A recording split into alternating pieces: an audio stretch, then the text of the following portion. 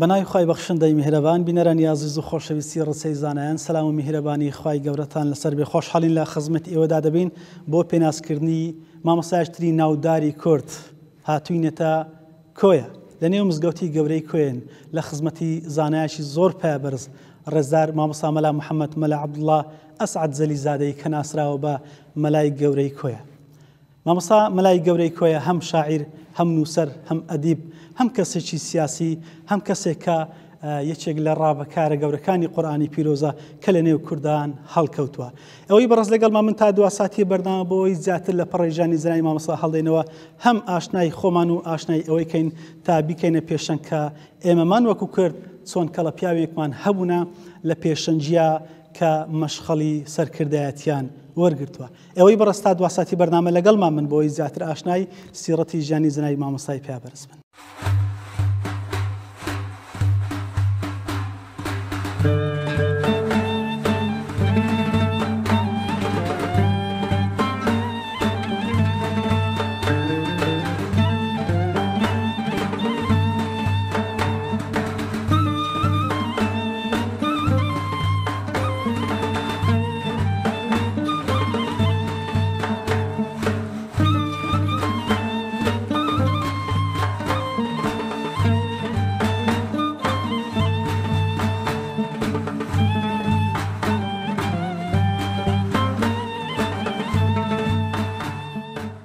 بەڵێ بینەران نیازیز و خۆشەویستی ڕچەی زانایان دووبارە سەلامی خوای گەورەتان لەسەر بێ. بۆ زیاتر درێژەدان بە ژیانی پڕ لە سەروەری و معریفەت و زانستی ڕێزدار جەنابی مەلای گەورەی کوێ بەڕەحمەت بی. هەڵبەتە کە جەنابی مامۆستا بەڕەحمەت بێ دوو کوڕی هەبوون بەناوی بیرمەندی کورد بەڕێز مامۆستا مەسعود و هەروەها لەگەڵ زۆر بەڕێز مامۆستا فاروق کە ئێستامە لە خزمەتی جەنابی داین. چار کچیشی هەبوون وفاتیان فەرمە خوای گەورە عافیان کات. جا ئێستامە لە خزمەتی جەنابی مامۆستا فاروقی زۆر بەڕێز کە ئێستا لە ژیان داماوە شکر بخوا دوعا دەکەین کە خوای گەورە تەمەنی پڕخێر و هەروەها درێژیش کا لەسەر کردەوەی چاک ئینشاءڵڵا. مامۆستا جان سەلامی خوات لەسەر بێ. ئەمە سوپاسی جەناب دەکەین و هەروەها مشەڕەفیشن بۆی کە لە خزمەتی جەنابتان داین بۆی کە هێندێک پرسیار لە خزمەتی جەنابی مامۆستای گەورەی کوێ بکەین بەڕزیشتان ئەگەرچی تەمەنیشتان هەیە و تەندروستیان لەوانەیە زۆر ملائیم نەبێ داوا لێبوردنەکەن کە عەزەت دەدەین. ئەگەر پێمان بڵێ لە سەردەمی خۆتانە بەڕێستانە کە لەگەڵ باوکی بەڕێستان دەژیان باوکتان چۆن باوچێک بوو پێناسە بکەی لە بۆ ئێمەمان. دەبی کە دەرەی مەلای گەورە ئەکسەر زێهنت لە بۆ مەلا محەممەدی جەلیزادەی کۆی دەزی کە باوکمە مادام ئەو مەلای گەورە تەنها بەوی دەگوترێ حتمەن ڕفتار و ئاخاوتنی لەگەر ئەولادەکانی دەبی ئەلەو مستەوایی بی. تەبیعی دائیما ئەمەی تەشجیع دەکرد ڕاستگۆ، کورد پەروەر، مسلمانی ساخ، خوێندن خوێندن خوێندن، عیلم عیلم عیلم. تاکیدی زۆر لەسەر عیلم دەکردەوە، تاکیدی زۆر لەسەر قوتابخانان دەکردەوە، تاکیدی زۆر لەسەر جەوهەری دینی ئیسلامەتیە کە بە پاچی بە ڕێک و پێچی بەبێ شەوائب بیخەنە گوێی عالەمێ تەشجیع لە بۆ نوێژێ لە بۆ ڕۆژەکردنەوە اعتیادی کە لەو بیئای فڕ ئاینەی پەروەردەبووین ینی ئۆتۆماتیکی دەبووینە نوێژکەر و دەبووینە ڕۆژگور ئەو تەدەستانە دەبی تەشجیعیشی دەکردین دائیما ڕاستگۆ حەقی خەتی مستەقیم بگرن درۆ بوختان ئەبی کە خوا نەهی لێ کردیە تخونی نەکەون اعمل بالمعروف وانهى عن المنكر. ئەوە نصیحەتی بەس دائیما تاکیدی لەسەر ئەوەی بوو دەیگۆ حەزارەت بە عیلم پێش دەکەی دەبی عیلم ئیهتیمامی پێ بدرێ بۆی بتانی کۆمەڵگا مسلما بەشەریەت بە عیلم پێش دەکەوی بخووننەوە. هەتوەکی شارەشی حازی قادری هەیە ئەم جارە دەیگوتەوە بۆچی فەرموویەتی نەبی الئەمین اطلبوا العلم ولو بالصين نێر و مێلەم حەدیسا فەرقی نییە گەرمەلا نەهی فەرمودینی نییە. يعني تشجيع اللي بو علم ومعرفة چونکە علم و معرفەت کۆمەلگای بەرەو پێشەوە دەباو. سەرقاڵبوونی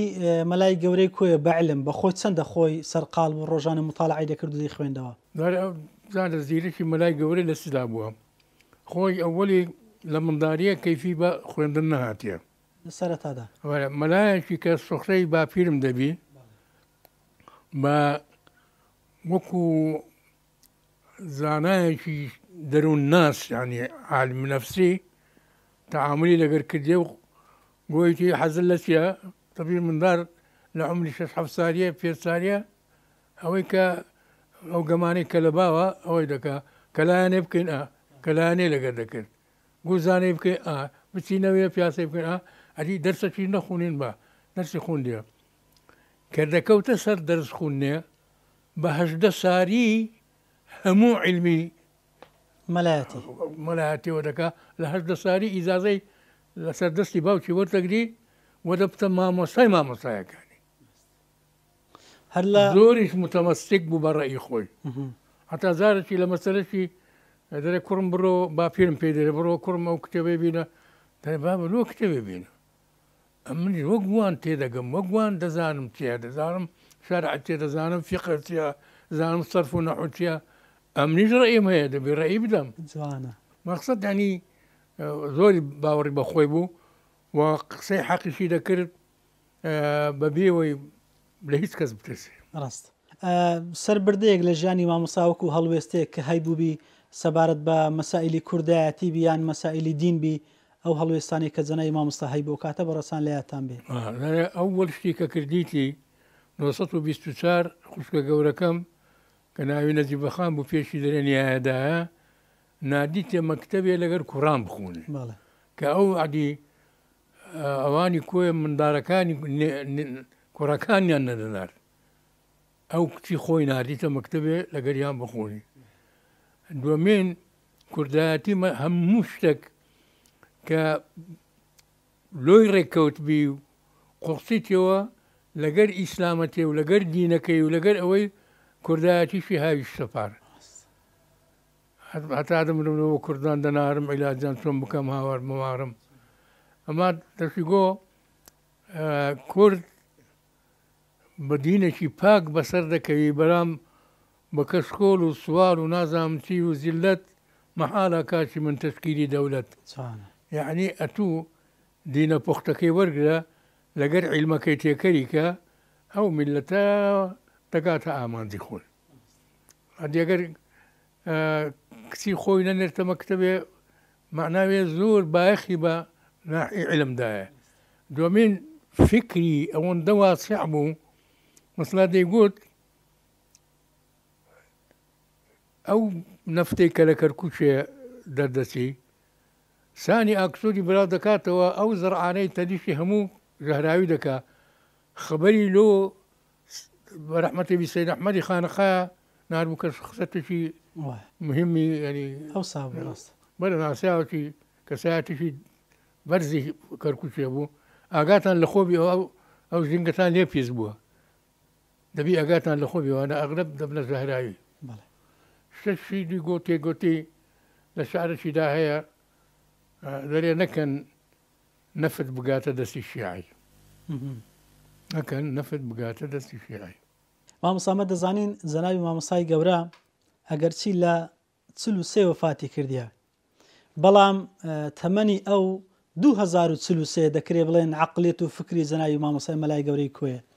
یعنی ئەو فکرە فراوانەی زەناوی مامۆسا لە چیەوە سەرچاوی گرت بوو کە لە تەمەنی ئەوسا بەڵام لە زەمەنی ئێستا دەژیا طبیعی ئەوەن ئیسعدادی خۆی بەهرەی خۆی زیرەکی خۆی دومین شەغەفی لە بۆ خوێندنەوە ئێستا مەلایەک دیتیە لە 90 سال 95 سال ئەسڵ ئەنواعی بخۆنتەوە کە هەموو کەس نایخۆنتەوە ئەسڵ نەک هەموو کەس نایخۆنتەوە ممکنە هەموو کەس ناویشی نازانی سير تقدم الأمم حياة نابليون مجلات مصري كدهات لبركة تابرك دي خندوة هەر کتێبەکی لۆی هات بە لە بەرکە تا بەرگ بەبێت چاوێلکە لەگەمەلا فەندی تەنسیقیان هەبوو بەرەزا ئەغرب کتێب شتووە لە ڕێگەی کاکمەوە کە لەوێ پێ ساڵان خوندیتی لەمارە مەلافەندی کتێب و بەی سەرچاوی سەقافی لێ دەهات و جگەل لەو کتێبانێکە لە خۆی پیاکرد بوو لە باو باپیرانمەوە چکەمە 220 کتێبی ئەوەمانە دەستخەت کە ئاسار بردی لە بەغدا ئێستا مەحفوظە لە ئەوێن دەرێ بەڵێ ئەم مەکتەبانە ئەمن لەگەر خوشکەکەم کە تەمەشام دەکرد آخر کتێب زۆرە ئەتوکە گەیشتە 1000 و 2000 3000 کتێب نەبوو ئەمە شەرحی بامی لەسەر نەبی هەمووی مطالعە کردی هەمووی هەزم کردیە بەرام تەسلیمیش نەدەبوو حتا شەک قەنەعەتی پێ نەهات بە 100 ڕاستە لەگەر واقع دەگونجێ ئیمانی پێ نەدەینە بەڵێ مەهماکە هەتا لە باز زیان لە تەفسیرەکەی دەرێ لێرە محەممەد عەبدە کۆڵی داوە من کۆڵ نادەم وی ئەگەر مەلام حەمەدی کۆی نەبا و کورد نەبا دەبی شۆرەتی لە محەممەد عەبدە و کەواکبی و ئەفغانی گەلک زیاتر دەبوو ڕاست بەرام حیاتی مەلام حەمەدی گەورە ئەوەدەکی بچکۆلە قەتی زباب لە کوردای لەبەر ئەوەی با بڵێن کورد بوو زیاتر ئەوەندە مەشهوور نەبوو ئەو علم و معرفەت و زانای مامۆستا بوو جا ئەو سەقافەتێکی لە چەندە هەردەهێنجا ئەوەدەکی بچکۆلە دوو پەنجەرەی گچکە لالەک هەموو ڕۆناچەکەی ئەوە بوو دومین لە 25 ساڵیش ماعیدەیەوە بوو لە 1934 کە ولادەتی منە هەتا 43 ئەمرێ خوای کرد بەدەست ساران ئەو قورئانەی تەرجمە کرد لە بۆ کوردی دەستیشی هەر لەسەر ماعیدەی بوو چکە گەلک زاران دەرێ ژانەکە تااقەتی ئەوەم نەما بنووسم وازە نووسین دەینم ئەوجا هەر کۆڵی نەدا تەفسیرێکی ڕێک و پێشی معقولی جوان دەنازان بەدەست هەموو مەلایەکی کەوتیان نا وڵا جا پێویستە مەلایەکان ئەو تەفسیری زەنای مەلای گەورە بخوێنەوە لەبەر ئەوەی چۆن دڵێ گشتگیرە مامۆسای بەڕێزەگەر پێمان بڵێن مامۆستا کە لەو فکرە سەردەمیانە دەژیا ئەو لەمپەر و کێشە و گرفتانە داهاتنە پێشی چۆن تەعاملی لەگەڵ دەکردن لەبەر ئەوەی چۆن دڵێ لەو سەردەمە قسەشی دەکرد ئی سەردەمی وان نەبووە ئی زۆر تاخیرتر بووە یعنی دەبا قسەکان هی ئێستا بوون ئەو گرفتانەی دێتنە پێشێت چۆن دەیتوانێت ڕەدیان بداتەوە هەر بەردەوامە لەسەر ئاڕاکانی خۆی بابم صاحب منطقەشی زۆر ئەنتیکە بووانی بە منطق قسەی دەکرد یعنی وهای لێ دەکردی سەرنجی ڕادەکێشای تەسلیمی دەبووی دەبی قسەکە لێ قوبڵ بکە دومین ئەو قسارێ مەلای گەورەی دەکرد خۆ قسەی بازاری نەبوون هەمووی نسیحەت و هەمووی وەعز و هەموو ڕێپێشان دەرەوەتە جا قسەی خۆشی هەیە مانقادرەکە بوو شوان گۆرانی دەبوو دەبی کۆی زەوادی بچووک بوو پێکە گۆرانی دەگۆ تقریبانی وەی کۆی گوێی لێ دەبوو دەیگۆ من دێمە مزگەفتی گەورە 3 سەعاتان وەعزێ دەم چەنەی خۆم شل دەکەم شەیە بەدوو گۆرانی مام قادری هەمویان لەف کردەستەوە ڕاستە لەگەر عیلم لەگەر معریفەت لەگەر نەسیحەت تا قسەی خۆشەیە مادی خۆی ئاوی کۆیە لە حەمامەشێ بە زۆگان دەهات جا دەبی ئەوی دامنێ ئیشی کوو بووبی چی سەرکاوەکی لەواتەوە نیە کە مەسروعی ئاوێ هات ی حەنەفیە باب منە مزگەفتی وەعز دەدا دەرێت جاران کە ئەو ئاوە دەهات ئاوەکە لێی بەشک بووی پیسە شی تێدایە لەسەرەوە ئیشی لەسەر دەکەن ئەوی خوارێ مەغدورە دەست دەکا بەوتە دەخسانە ئێستا کە ئەو مەسڕوعاتە ئاوێکی پاک و خاوێن و ئەوە دێتە بەردە میمارێت و ئەو قسانیان لۆ دەکا یەک لە دانیشتەکان لە مامۆستا وەڵی ئەمن ملاحەزەکەم هەیە گوتی چی وتی وڵی ئەمن وە تێدەگەم جاران ئاوەکە بەتامتر بوو ئێستا ئاوەکە بێتامەکە لەو لەوانڕوە وتی حەقتە چونکە ئەو ئاوەی کە جاران دەتخواردەوە گلاسەک دوسێ غرام پیسایی تێدا بوو لۆیە بەتام بوو لە زارت یعنی جوابەکانی مەلای گەورە مەقولەکانی کە دەخوێنیەوە ئەو کەسێک کە عەقلی ئەو فەهمی نەکرد بە دەلیلێکی عەقلی معمولی بە دەلیلی عەقلی منطقی نبا ولدك دخلويا وجه العقل، الإله، الطبيعة. جوانه كان زور إيماني بعلم مصادرها، علمي طبيعة، علمي خدايا قالوا قولا قشي ضاع لذي شي ديكا الإنجليزي بي أميد دبي كسردمشي زوري أميد بو إنجليز تشالوبكا كذلك لو أنك طبيعي رأيكي قوري دار دير الشعر شي داري سوري موزردي تاوشين نكي بأميدي بي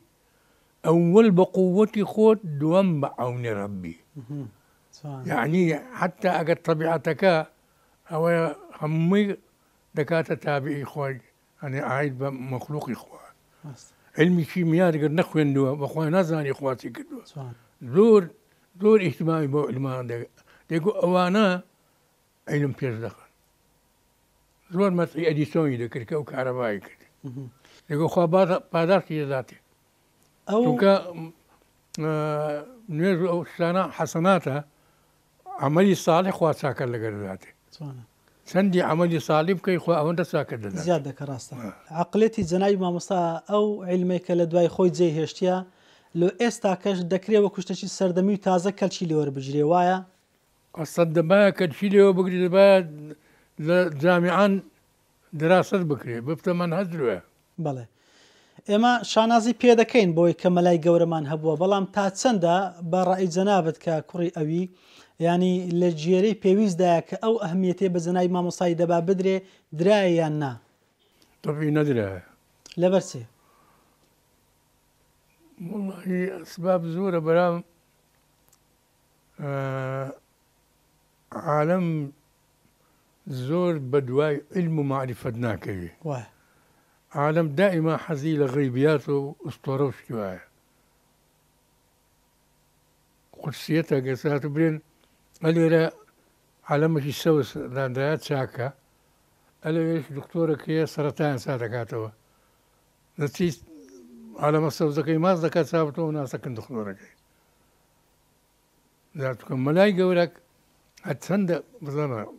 علماني دون نوعي هي علماني كجيشتا أوي ملحدة إيماني هرب أوي دنيا بس بابهم نخير سند إيماني بخواه بيغمبرو ديني إسلامتي هبو هندش إيماني بعلم معرفته ليش بس زار هاو تقريبا خواه ناسي ببيع علم نابي لا أنا مشهورة قبل شيء أينشتايني هي دري دين بعلم شفيرة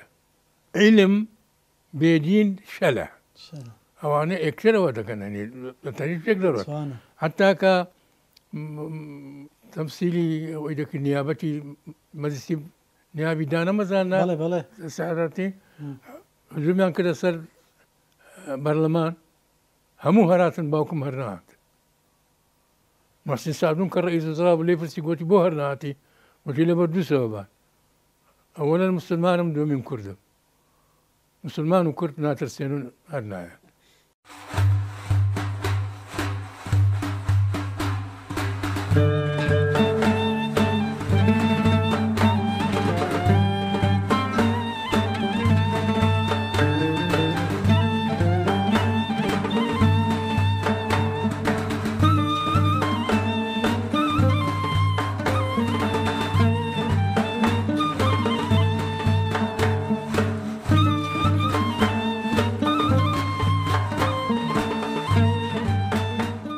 زۆر بەڕێز دکتۆر جەواد چۆم حەیدەری کە بەڕێزان یەکەم کەس بوونە کە نامی ماسەرەکان لەسەر مەلای گەورەی کوێ و نووسی و مامۆستا جان ئەگەر پێم بڵێ یعنی چۆن بوو کە لە دەستپێکیشە بەڕێستا ئەو بیرۆکەت بوو کە لەسەر ژیانی زەنای مامۆستا مەلای گەورەی کوێ بنووسی؟ من بەڕاستی دەرچووی زانکۆی بەغدام لەو سەردەمەی کە من لە زانکۆی بەغدا ئەو کەسایەتی مەلای گەورەم هەڵبژارد بۆ نووسینە سەری شتێکی نامۆ بوو لەبەرەوەی ڕژێم ڕژێمی بەعز بوو و مەلای گەورەش یەکێکە لەو کەسانەی کە بیری نەتەوایەتی چەندووە لە مێشکی هەموو کەسێکی کورد لە هەر چوار پارچەی کوردستان. بۆیە کاتێک کە من پێشنیازی ئەو ناونیشانەم کرد بەڕێز مامۆستا نیزامەدین عەبدولحەمید کە وەفاتی کرد ساڵی پار ئەم ساڵ وەفاتی کرد قەبری پڕ نور بێ خوا لێی خۆش بێت ئەویش زۆر پەسەندی کرد ئەو ناونیشانە لەبەرەوەی ئەویش یەکێک بوو لەوانەی کە زۆر متەسیر بوو بە ئەفکاری مەلای گەورە. من کە ناونیشانەکەم تۆمار کرد و لە زانکۆ بڕیارێن لەسەردا لە ساڵی 1989 بوو لە 90 تەواوم کرد خوێندنەکەم تەواو کرد لە 1990 دەمانجیدا. بەڕاستی کێشەم بۆ هاتە پێش لە زۆر لایەن یەک لە لایەنەکان لە کاتی گفتوگۆی نامی ماستەرەکەم یەکێک لەوانەی کە سەرۆکی لێژنەی گفتوگۆیەکە بوو کە ئێستاش ماوە مامۆستایە لە زانکۆی تکریت بە ئاشکرا پێگوتم وتیە تۆ بیری نەتەوایەتی مەلای گەورەت بە دەرخستووە لەو نامەیە. تەڵێن منژ ئەوە جێی شانازی من بووکەوە بکەم زۆرم پێخۆش بوو کە ئەو ڕەخنەی لێگرتم کە ئەو بە ڕەخنەی دەزانی من بە جێی شانازی خۆم دەزانێت. دوای من تەڵێن من یەکەم کەس بووم کە نامەیەکی زانستی ئەکادمی لەسەر مەلای گەورە بنووسم. تا ئێستا زیاتر لە تا 15 نامەی کە نووسراوە دوانامە برادێک لە بەشی مێژوو لە زانکۆی سولێمانی مامۆستا عەبدوڵڵا لەسەر ڕۆلی مەلای گەورە لە ڕۆلی سیاسی مەلای گەورە نووسیوێتی پێشویش چەندەها نامەی تر نووسراوە دەربارەی تەفسیرەکەی مەلای گەورە دەربارەی ڕۆلی مەلای گەورە دەربارەی دیدی مەلای گەورە بۆ ئافرەت چەند کەسێک تا ئێستا نامی ماستەر دکتۆرایان دوای من نووسیوە. ناونیشانی نامەی بەڕێستان کامە بوو ناوی من ئەو وەختە بەناوی محەممەد بن عەبدالله الجەلی وجهوده العلمیە. طبعا ناوی مەلای گەورە و ناوی باوشم نووسی لەبەرەوەی وەکو مەلای گەورە لای ئەو کەسانی کە لە بەغدا بوون شارزانە بوو لەژێر شەوە نووسی بوو مەلای گەورە. دوای کە چاپشم کرد هەر بەو ناوە چاپم کرد لەسەر ئەرشی دکتۆر فواد معسووم بەڕێز دکتۆر فواد معسووم چاپکرا بەو ناوە چاپم کرد و لە سەرەتای 2006 چاپم کرد. فواد معسوومیش هەم وەکو وەفایەک لەبەوەی کە باوچیان با بڵێن لە خزمەتی ئێوە بڕۆناوە مامۆستا مەلا معسووم کە باوکی دکتۆر فوادە یەکێکە لە بەتواناترین خوێندکارەکان و قوتابیەکانی مەلای گەورە. طبعاً دەتوانین شتێکی کەش بڕێن دەتوانین بڕێن ئەو یەکەم کەسێک کە توانیوێتی ئەفکاری مەلای گەورە و نووسینەکانی مەلای گەورە لە نەمان ڕزگار بکات. لەبەرچی لەبەرەوەی خەتی مەلای گەورە زۆر ناخۆش بووە. مامۆستا مەلا معسووم خەتی خۆش بووە زۆربەی نامەکانی مەلای گەورە بەدەستخەتی مامۆستا مەلا معسووم نووسراوەتەوە و ئێستا دەتوانین سوودیان لێوەربگرین و کە زۆریشان ئێستا لێکۆڕنەوەی لەسەر کراوە چاپ کراوە. بەڵێ مامۆستاگەر پێمان بڵێ بۆ نمونە لە کاتی نووسینی ماستەرنامەکەتە ئەو خاڵانێکە زۆر زەق بوون لە یادت ماونیان پێوە سەرسان بن. بەڕاستی کاتێک کە باسی مەلای گەورە دەکەیت باسی کەسایەتێک دەکەیت کە پێش زەمەنی خۆی کەوتووە. ئێمە ئێستا دوای نزیکەی 80 ساڵ لە وەفاتی مەلای گەورە قسەکانی ئەو کە دەخوێنینەوە و بۆچوونەکانی ئەو دەخوێنینەوە تێدەگەین ئەو زانایە چەند گەورە بووە چەند تێگەیشتوو بووە چەند ئاگای لە دەوروپشت بووە. ئەمە یەک لە کێشەکانی ئێمە مەلای کورد ئاگای لە دەوروپشتی خۆی نەبووە. یعنی چەند مەلایەکی دەستنیشان کراومان هەیە کە ئاگای لە دەوروپشتی خۆی بۆ چ ڕوو دەدات. ئەو پیاوە شارەزا بووە و سەرچاوەی سەردەمی خۆی خوێندۆتەوە و لە شتەکانیش گەیشتووە. یعنی بە سیاغەیەکی یاخود بە داڕشتنێکی کوردانە ویستوێتی ئەو ئەفکارانە ئەو بیربڕوایانەی کە هەیە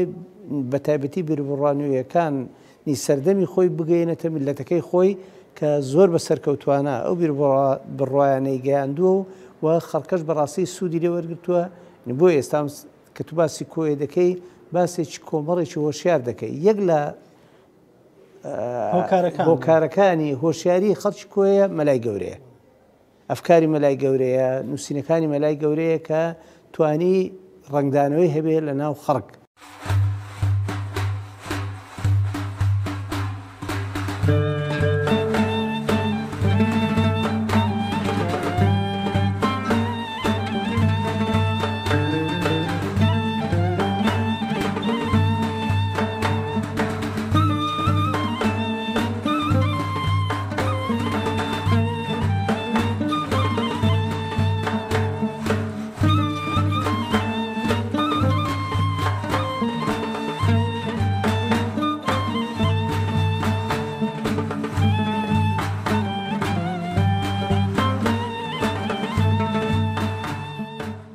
مامۆستا لە یادت بی ئەو هەڵوێستانی کە مامۆستاهی بوو هەم لەسەر دین هەم لەسەر با بڵێن نیشتیمان دەزانم تەبەن تەفسیری مەلای گەورە دوو تەباکرەیە تەباچەن هەر چەند دە مزەلەدە ئەمن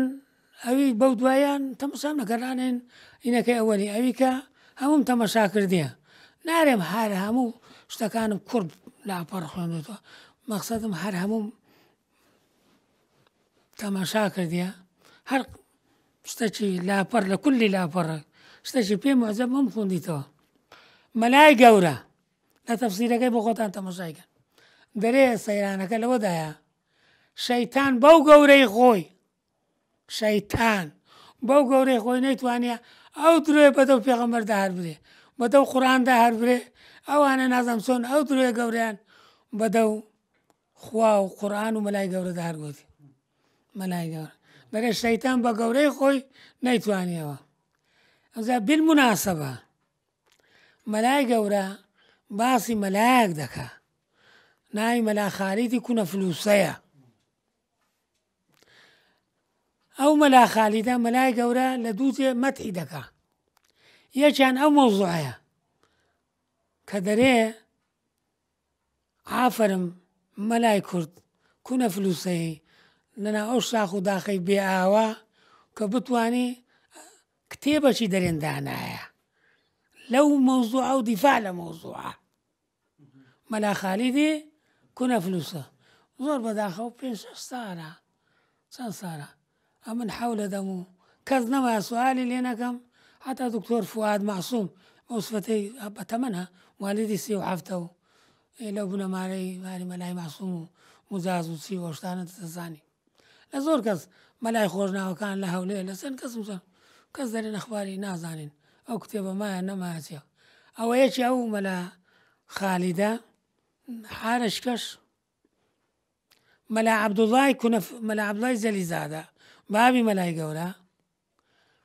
ئیتیهام کرایە بە تەشەیوع بە شیعاتی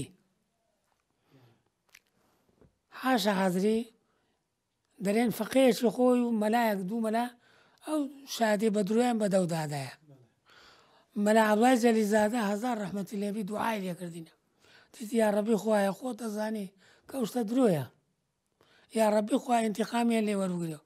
زادای لە ماوە چکەم خوا لە ناوی بردن هەر بە مردن ئینتیقام زەوا والله ئەعلەم سەبەبی تووڕەیەکەش ئەوە بووە ئەو پیاوەکی مەکانەتیە بۆ لەکن شای ئێران لەکن سوڵتانی عوسمانلی فیتنەیەک دروست بووە شتەکە دوور درێژە ناتوانم بۆتانی بڵێم حکومەتی عوسمانلی داوای لە مەلا عەبدوڵڵای زەلیزادە کردیە هەر بوسێ ئەو مشکلە حەل بکە کچێکی ئەرمەنی نازام چی مەسیحی بووە بسورمان بووە ئیمانی بە کوڕێکی کوردی نازانم منتیقەی مەهاباد بووە بەخۆی نازام چێت کوڕەکە هەر دێ دەستە ناو ملحەقیەتی ڕووسی بوویتە هەرایەکی زۆر گەورە تەکلیفیان لە مەلا عەبدوڵڵای زەلیزادە کردیە ئەو توانیتی ئەو فیتنە بکوژێنتەوە بەواسەی چی قەنەعەتهێنانی خەرچی منتیقە کوردیەکە ئاغا و ماغا و خەرچی مەقسەدم ئەزا مچینەوە یەک بی لە ئەسبابەکان و ئیتیهامات و میتیهامات دەست خۆش مامۆستای بەڕێزە مەسپاسی جەناب دەکەین ئەگەر لە کۆتایی شتێک پێت باشی باسی کە لە ژیانی مامۆستای گەورەی کوێ لە مەمنون جەنابتین مەلای گەورە هەرچەندە لۆ خۆی دەرێ من کە کوردم و مەذهبم شافعیە و معجەبشم بە ئیمامی شافعی بەس معنای ئەوە نییە ئەمن بەجارێک مەذهبەکانی کەم نەخوێنبیتەوە یا معجەب نەبم یا مەسئلەک یا مەوزوعەک پێویستی پێوی برێن ئیمامی مالیک فتوایەکی دایە ئیمامی ئەحمەد فتوایەکی دایە عەمەلم بە فتوایە کردیە یعنی عەلا سەبیل میثال لێرە هەم موفتی هەم قازی کوێیە مەلای گەورە لێرە لەو شارە مشکلێک بۆ کچێک لە کوڕێک مارە کرایە و کابراش بزر بووە سارێک دوو سارسی چ بکە کە سوکاری ئافرەتەکە و هاتیینەکەن مەلای گەورە و مەلای گەورەش گوتیتی لەو ڕۆوە هەتا 4 ساریکە ئینتیزار بکە جواب بنێرن بە جۆرەی دەنگ و باسی ئەو زەمان ئەگەر هات و کابرا پیا بۆ باشەوەگەنا وەرنەوە لامە دەرێت بۆ سار و کابرا ناتەوە وتەوە ئامرم کرد بە مردنی کابرا و هیچ خەبەر نییە بڕۆ وەکو مردن 4 مانگ و 10 شەو دانیشە و بڕۆ مێردکە تەبان ئەو فتوایە تەنها لە مەزەب ئیمامی ئەحمەد هەیە مەلای گەورە بەو فتوای عملی پێکردی.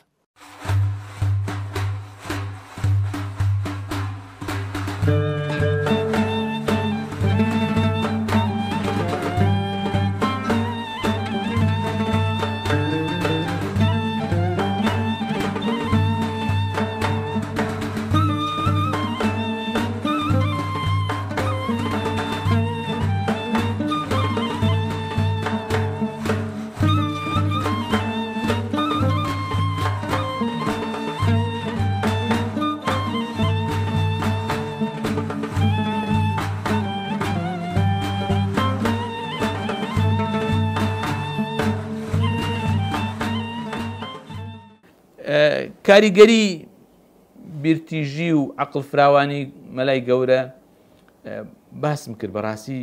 زۆر کاریگەری هەبووە یعنی ئەو مامۆستا بەڕێزە لە هەر شوێنێکا بوو بێ لە هەر مەجلیسێکا بێ بۆ نمونە زیرەکی و توانایەتی مناسبەیەکە بێ لە مووسڵ نازانم یا مەلیک هاتووە یا نوێنەرێکی دەوڵەتی عوسمانی هاتووە حەفلەیەکی گەورە ئەکەن پێویستەکە ڕیس یەکێتی زانایانی مووسڵ وتارێک بە ئەوش داوای دەکەن لە وڵام منە بوو پێشا پێتان بوتمایە بمنووسیا و خۆم حازر کردای و حازر نیم ئەم دەست بەرزەکات وڵی گەر ئیجازە بن منەی خوێنمە وتارە مەلایەکی کورد و بە عەرەبی بە ئیرتیجاری بێ وتارێ بە ئەڵەندەی فەرموو وتارێکەدا هەمووی سەرسامەکە بەتایەتی مەلیک هەر لە دوای ئەوەی مەلیکتی داواکە بیبینێ و ئەێنێتە پاڵ خۆی و ئەڵە چی داوایەکە بۆ بکەمەوانە و ئەوش ئەڵڵا تەنها داوام ئەوەی قوتابخانەیە بکەن و لە کۆی با خەڵک خوێنەواربی ئەمە توانای ئەم پیاوە بە ئیرتیجالی وتارێک بە عەرەبی تایەکی کورد مەلایەکی کورد کە هەموو خەڵکە عەرەبەکە سەرسام بکە بەڕاستی ئەمە توانە و بلیمەتی و لێهاتووی ئەم پیاوەی ئەم پیاوە قوتابخانە ئەکەن و لە کۆیە کچەکەی نێرە بخوێنێ لەناو قوڕانە ئەمە شتێکی زۆر سێرە بۆ مەلایە کەشتی وا بکە حتا من کوڕێکی ماوە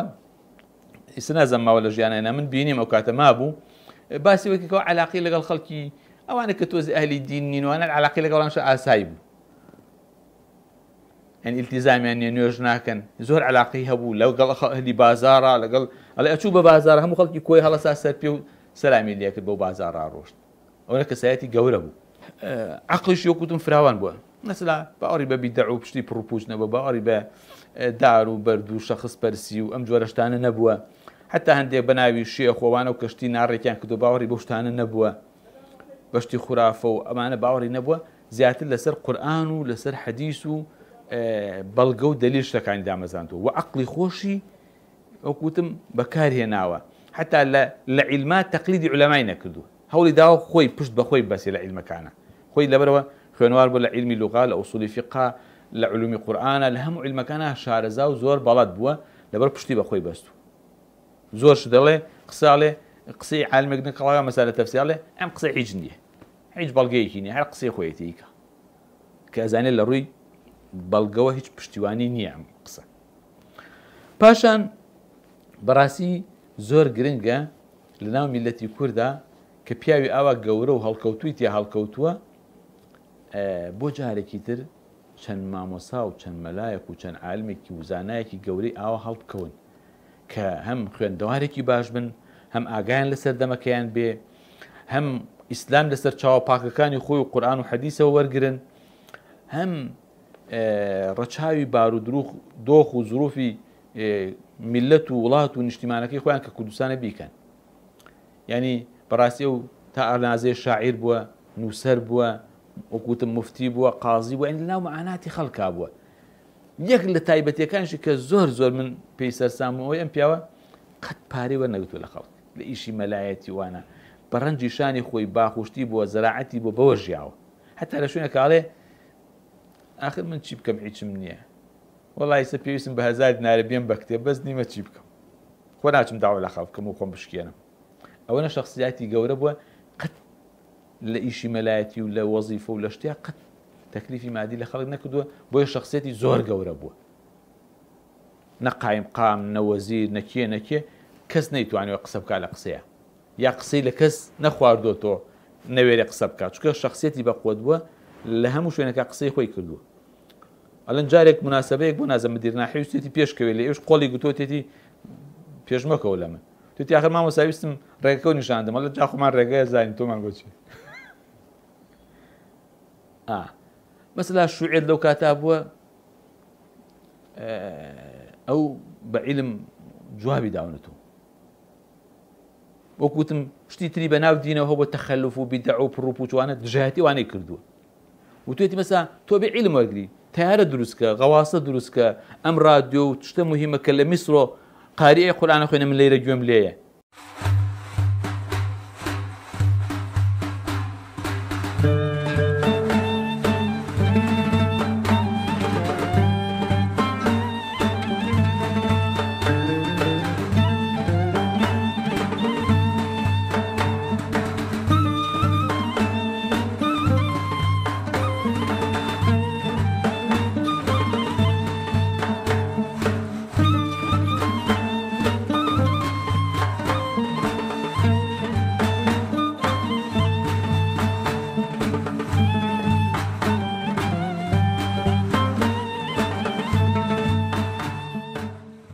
هەڵوێستەکانی جەنابی مامۆستا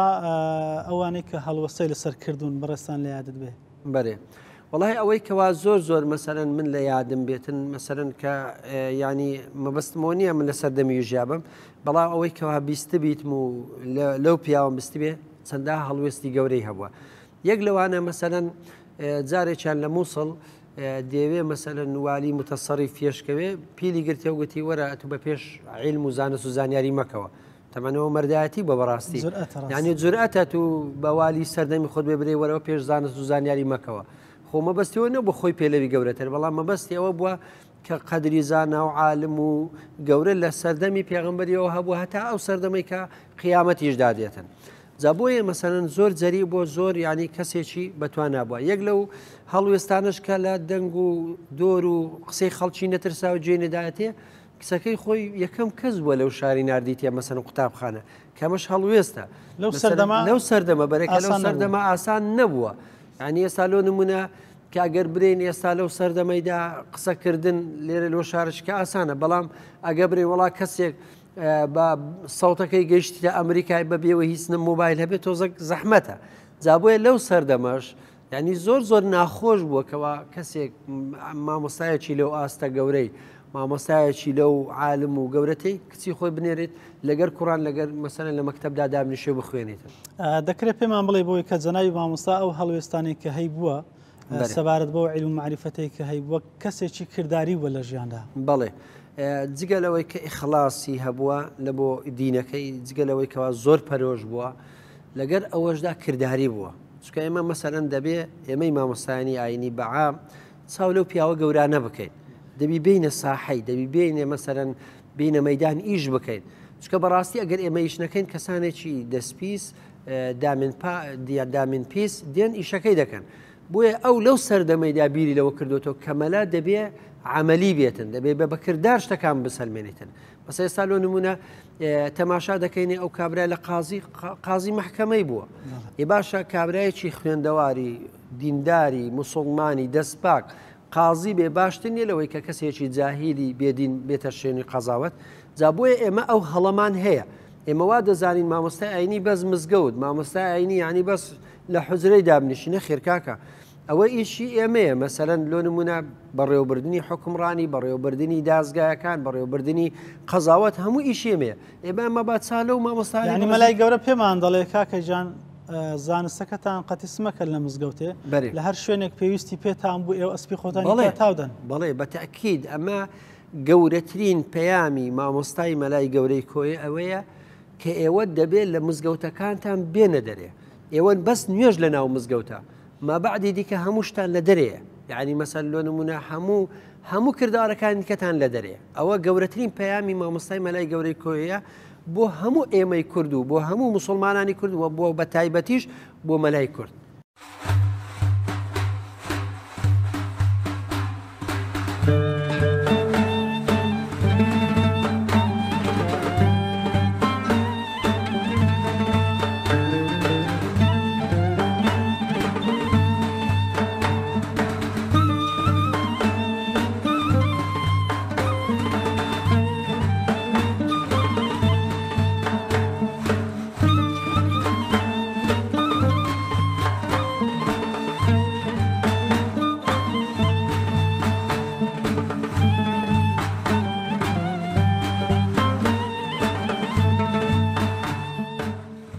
ینی مامۆستا پێ دوایە ئەو خاڵانە چین لە خودی مامۆستا دابوونە ئێمەمان وەکو کوردێک کە لە دوای ئەوە بۆ نمونە حوبی دینمان هەیە و حەزمان لێ ئەو خاڵانە چین لە خودی مامۆستادا هەبوونە ئێمە بتوانین تەقلیدی بکەینەوە وەکو چاوساغێک. مەلای گەورە لە زۆر بوارە حتا لە بواری خۆشویستنی خاکە تۆرە سەیری بکە 100 ساڵ پێش ئیمڕۆ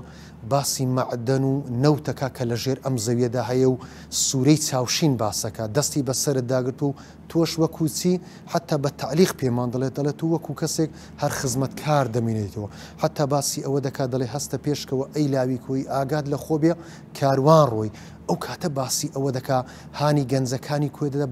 بۆ خوێندەواری دەڵێگە ئاگاتان لە خۆتان نەبی دوا دەکەون لە کاروانە لەو سەفەرە گەورەی کە لە پێشی مرۆڤایەتیدایە باسی نەوت و مەعدەن دەکا حتا ڕخنە لە مامۆستایانی ئاینی دەگرێت دەڵێگە مامۆستای ئاینی مەلای ئاینی مامۆستا بووە داگیرکەر و ڕۆژ ئاوایی چی دەکرد لەسەر قوتکەی ڕۆژهەڵات ئەو کاتە ڕەخنەمان لێ دەگرێتن بۆیە سەیری مەلای گەورە دەکەی هەر بە شعر کە باسی عیلم دەکا بۆی کە هانی ئێمە بدا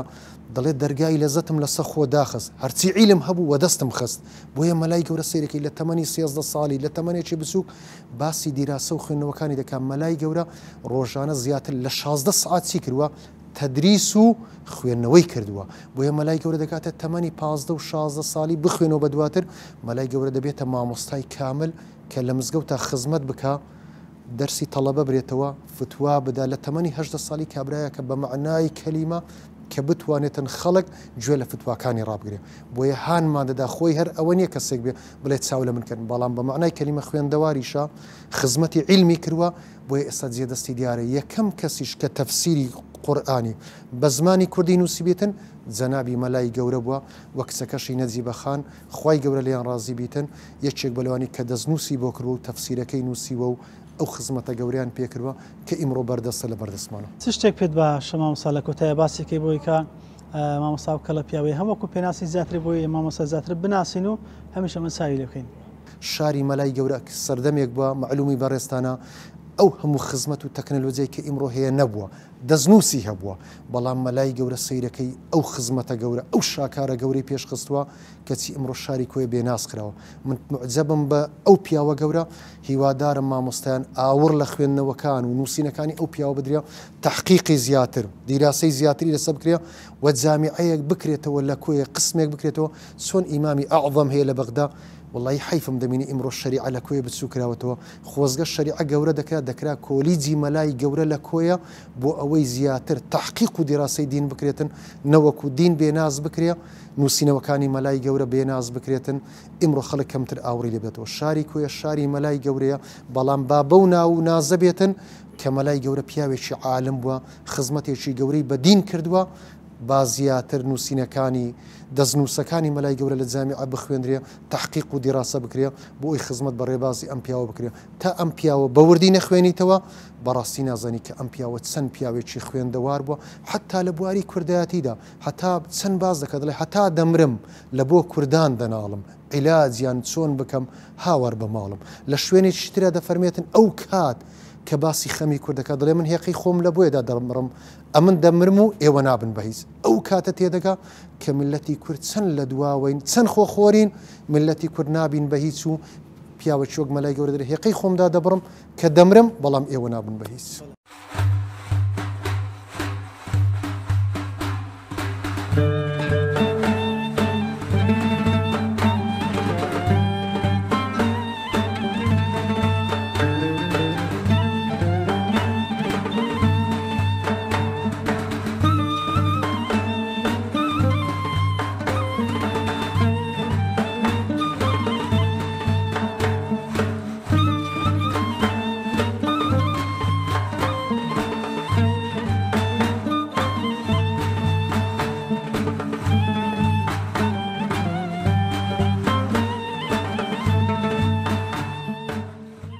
دەست خۆش مامۆستاگەر بێنە سەر ئاماژەدان بە بەرهەمەکانی جانای مامۆستا وەکو نووسین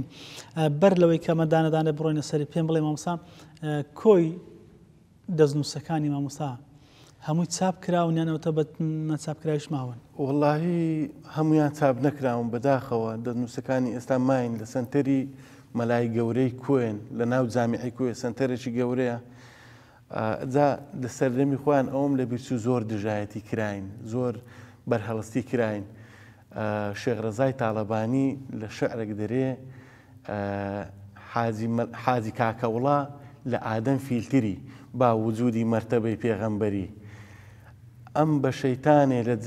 ئەم بەسە شەیتان لە کۆیە دەرنەچوو ئەم بە شەیتانێ لە جەننەت دەرپەڕی دەرێ حاجی کاکەوڵا لە ئادەم بە قووەت و جەزمترە مەرتەبە پێغەمبەریەکەی لەو لایدانێک کە ئادەم پێغەمبەر بووە با وجودی مەرتەبەی پێغەمبەری دەرێ ئادەم بە شەیتانێک لە جەننەت دەرپەڕی بەرام حاجی کاک عەبدوڵڵا مەلا عەبدوڵڵا لە کوێ دەرێ بە سەد شەیتان دەرنەپەڕی ئەوەندە یعنی تعبیرێکی جوانە ئارەوەڵە بەرهەمەکانی تقریباً 24 بەرهەمی هەیە بە پێسترین و هەرە نایابترین بەرهەمەکەی تەفسیرەکەیەتی ئەوە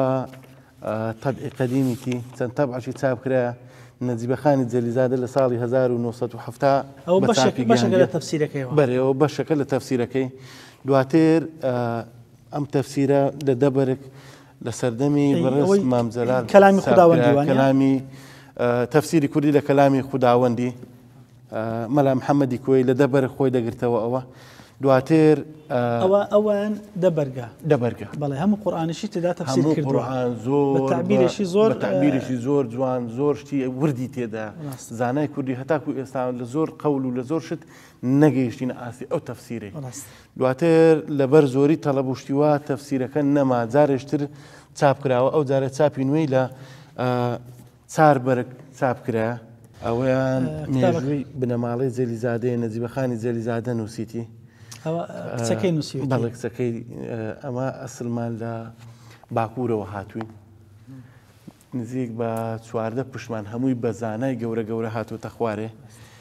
ئەوە باسی مێژوەکەی خۆتان بنەماڵەی جەلیزادانە مەسەلەن لە کوێوە هاتوونە کوێ هاتوونە لە باکوورەوە هاتوونە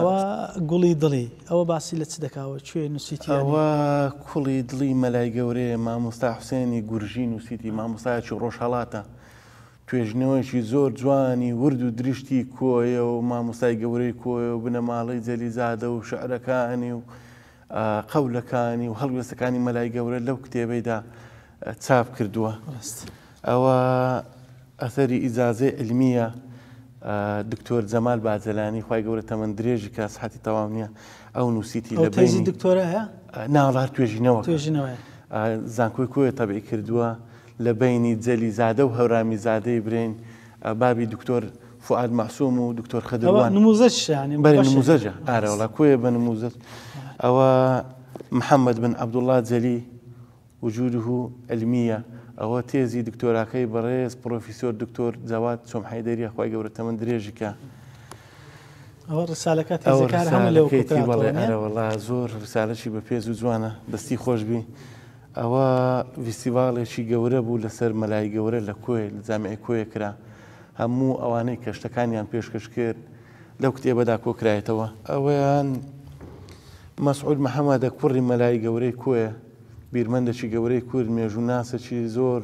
ورد و دەقیق ئەوزە هەر بالمناسبە ئەگەر باسی ئەوە بکەین مامۆستا چەند کوڕ و چەند کچی هەبوون مامۆستای گەورەی کۆیە 4 کوڕ و 3 کچی هەبووە کچەکانی هەموو وەفاتیان کردووە نەجیبەخانی جەلیزادە و سوڕەیاخان و ئیقلیمەخان کوڕەکانیشی جەنابی مەسعود محەممەد وەفاتی کردووە ساڵی 2000 بووە بزانم تەنها کوڕێکی ماوە مامۆستا فاڕوق ماوە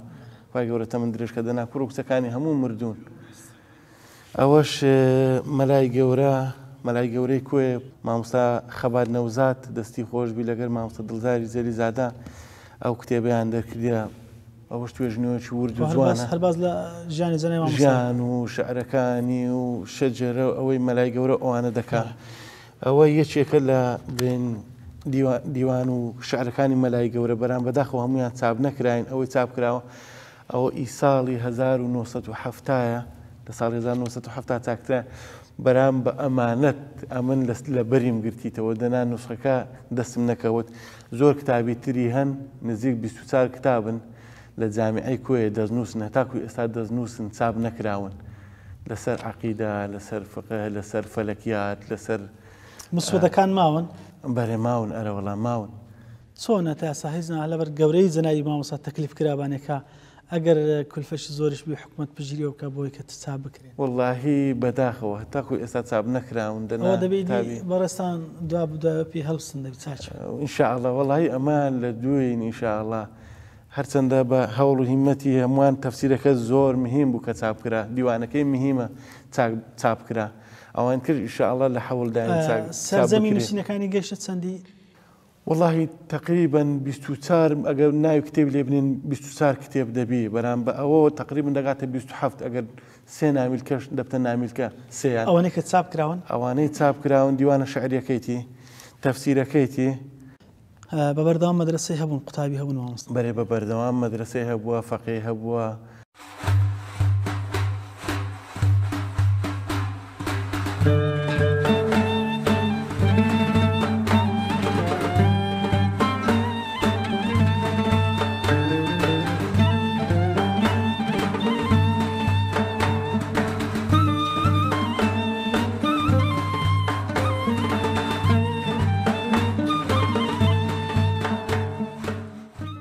بەڵێ بینەرانی عزیز و خۆشەویستی ڕچەی زانایان ئەوەی پێشکەشمان کردن بەشێکی کەم بوو لە ژیان و سەربردە و پێگە و پایەی زانستی و کۆمەڵایەتی مامۆستای گەورەمان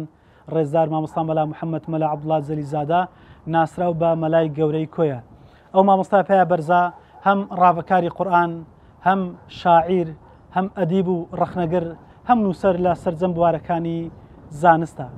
مامۆستای پیا بەرز بە زمانی کوردی و عەرەبی و تورکی دەستی نووسینی هەیە. ڕۆڵێکی زۆر کاریگەری لە بواری سیاست و کۆمەڵایەتی هەبوو. ئێمە ئەگەر بین لە ژیانی زەنای مامۆستا لە چەند بەرنامەیەک لە خزمەتی بین ناتوانین حەقی ئەو کەڵە پیاوە و ئەو مامۆستایە پایابەرزەی کورد بدەین. بۆیە ئیکتیفا دەکەین بە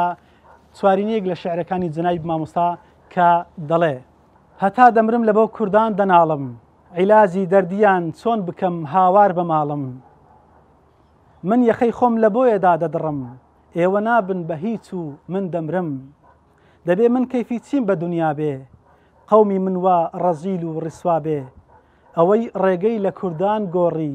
لەعنەتی خودا لە ئەلحەد و گۆڕی. مەلای گەورەی کوێ لە ساڵی 1976 لە کۆیە لەدایک دەبێت و